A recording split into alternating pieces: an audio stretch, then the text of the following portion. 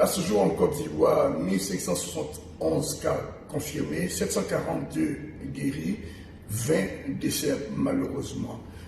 Les mesures de confinement ont un impact sur notre économie et aussi sur les entreprises. Fermeture des restaurants, fermeture des hôtels, couvre-feu à partir de 21h, on a une baisse de notre activité. Malheureusement, la résilience des entreprises étant très faible, l'impact aujourd'hui se fait déjà ressentir.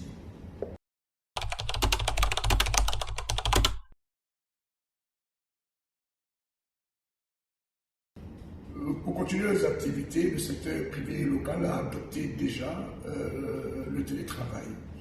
Et, pour des entreprises qui ne peuvent pas se passer du travail physique, il y a des équipes qui ont été mises en place pour éviter le congestionnement, la trop forte prospérité du personnel dans ces entreprises.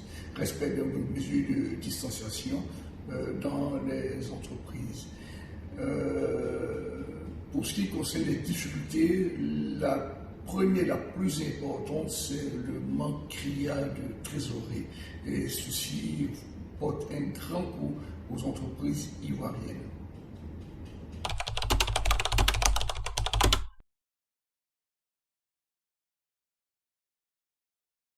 Les travailleurs ivoiriens sont dans un état anxiogène très fort. Il appartient aux entreprises de leur expliquer.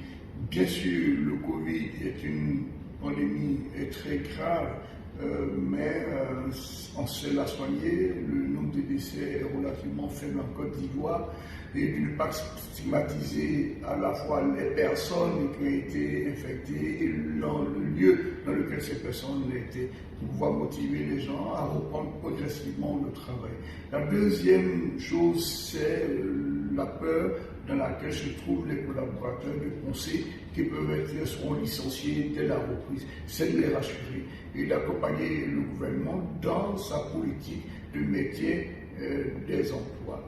Dernière recommandation auprès de nos entreprises françaises, c'est une recommandation pour l'après-Covid, de renforcer les capacités de leurs travailleurs ivoiriens, parce qu'on a bien compris que plus les compétences seront locales et plus on assure la pérennité de l'entreprise.